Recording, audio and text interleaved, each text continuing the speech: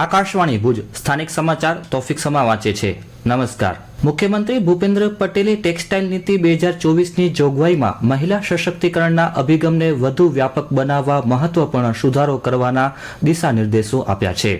હવે national rural અને urban livelihood મિશનમાં નોંધાયેલા કે અને સ્વૈચ્છિક સ્વસહાય જૂથ જોડાયેલી મહિલાઓને એક અથવા એકથી વધુ સ્વસહાય જૂથને ટેક્સટાઇલ પોલિસી અંતર્ગત લાભ મળી શકશે। આ ઉપરાંત રાજ્યમાં મહાનગરપાલિકાની હદમાં આવતા હોય તેવા કાપડ ઉદ્યોગ સાથે સંકળાયેલા નોન પોલ્યુટિંગ ટેક્સટાઇલ એકમોને પણ આ પોલિસીનો લાભ અપાશે। મુખ્યમંત્રી શ્રીના આ નિર્ણયથી રાજ્યની મહિલાઓ વધુ આર્થિક સશક્ત અને સ્વનિર્ભર બની શકશે તેમજ રાજ્યના શહેરી વિસ્તારોમાં રોજગાર સર્જનને પ્રોત્સાહન મળશે। આ ઉપરાંત કુશળ અર્ધકુશળ કામદારો માટે સ્થાનિક સ્તરે રોજગારની તકો વધશે। નખત્રાણા તાલુકાના 7 ગામોમાં સિંચાઈની સુવિધા સુદૃઢ કરવાના હેતુથી રાજ્ય સરકારના સિંચાઈ વિભાગ દ્વારા મંજૂર કરાયેલા ₹4.87 કરોડના વિવિધ વિકાસ કામોનું ખાતમુહૂર્ત ધારાસભ્ય પ્રદ્યુમનસિંહ જાડેજાના હસ્તે કરવામાં આવ્યું હતું। આ વિકાસ કામો અંતર્ગત મોરજર ગામે ₹59.40 લાખના ખર્ચે આધોચની નાની સિંચાઈ ડેમ, કોટડા રોહા ખાતે ₹158.2 લાખના ખર્ચે ચેક ડેમ અને પાઇપલાઇન તેમજ અન્ય 2 ચેક ડેમોના ₹173.20 લાખના કામોનું ખાતમુહૂર્ત કરાયું હતું। આ ઉપરાંત લાખિયારવીરામાં જાગરાઈ તળાવનું ડીપનિંગ, ખારડિયામાં કુંભાસર તળાવ, રવાસર હીરાપર ગામે ખારકાઈ ચેક ડેમ અને દેશલપર ગુંતલીમાં મથલ ડેમની કેનાલના કામોને પણ પ્રારંભ કરવામાં આવ્યો હતો।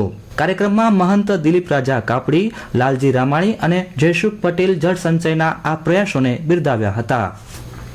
ચારણ સમાજના આરાધ્ય દેવી આઈશ્રી સોનલમાના 102માં પ્રાગટ્ય પર્વ સોનલ બીજની ભુજમાં પ્રથમ વખત ભવ્ય ઉજવણી કરાઈ હતી। અખિલ કચ્છ ચારણ સભા અને ભુજ મિર્જાપર માધાપર ચારણ સમાજના ઉપક્રમે માધાપરથી સોનલધામ સુધી વિશાળ બાઇક રેલી અને શોભાયાત્રા યોજાઈ હતી। અખિલ કચ્છ ચારણ સભાના પ્રમુખ દેવરાજભાઈ ગઢવી અને પૂર્વ સાંસદ પુષ્પધનભાઈ ગઢવી સહિતના અગ્રણીઓએ પ્રસ્થાન કરાવ્યું હતું। આ અવસરે દિવ્ય દેવી યજ્ઞ, રાસ ગરબા, મહાઆરતી અને સામાજિક સભાનું આયોજન થયું હતું। વક્તાઓએ સમાજમાં શિક્ષણ અને સંસ્કારો સિંચન પર ભાર મૂક્યો હતો। સમગ્ર પ્રસંગમાં મુખ્યદાતા કરણદાન ગઢવી સહિત અનેક જ્ઞાતિજનોએ સહયોગ આપ્યો હતો। સેવા ઇન્ટરનેશનલ ભારત દ્વારા ઓરેકલના સહયોગથી કૌશલ્ય વિકાસ પ્રોજેક્ટ અંતર્ગત બની વિસ્તારની કારીગર બહેનો માટે ખમીર અને LLDC ક્રાફ્ટ મ્યુઝિયમ ખાતે પ્રેરણા પ્રવાસ યોજાયો હતો। આ પ્રવાસમાં બનીના આંતરિયાળ એવા લુણા, ભીટારા, હાજીપીર, ડુમાળો, ભીરંડિયારા અને મિશ્રીયાળો ગામોની વાઢા સમુદાયની બહેનો ઉત્સાહભેર જોડાઈ હતી। આ મુલાકાત દરમિયાન બહેનોને કચ્છની પરંપરાગત હસ્તકલા, માર્કેટ લિંકેજ અને બજાર વ્યવસ્થા અંગે નિષ્ણાંતો દ્વારા વિસ્તૃત માર્ગદર્શન આપવામાં આવ્યું હતું। સંસ્થા દ્વારા અગાઉ આ બહેનોને આજીવિકા વૃદ્ધિ માટે સીવણની તાલીમ આપવામાં આવી હતી, જેના ભાગરૂપે હવે તેમને હસ્તકળાના ઐતિહાસિક વારસા અને વેચાણ કેન્દ્રોથી માહિતગાર કરાયા હતા। ગાંધીધામ ચેમ્બર ઓફ કોમર્સના પ્રતિનિધિ મંડળે મ્યુનિસિપલ કમિશનર મનીષ ગુરવાણી સાથે બેઠક યોજી શહેરના આગામી 15 વર્ષના આયોજન અંગે ચર્ચાઓ કરી હતી। પ્રમુખ તેજાભાઈ કાનગડે મેગા સિટીના અભિગમ સાથે સ્ટેટ ઓફ આર્ટ લાઇબ્રેરી, મુખ્ય માર્ગોનું નવીનીકરણ અને રોડ કનેક્ટિવિટી વધારવા રજૂઆત કરી હતી। મંત્રી મહેશ તીર્થાણીએ રખડતા ઢોર માટે નંદીશાળા, વોકર્સ ઝોન અને ઓવરબ્રિજની જરૂરિયાત પર ભાર મૂક્યો હતો। કમિશનરે તમામ ટેકનિકલ મુદ્દાઓ પર સકારાત્મક પ્રતિસાદ આપી તબક્કાવાર વિકાસની ખાતરી આપી હતી।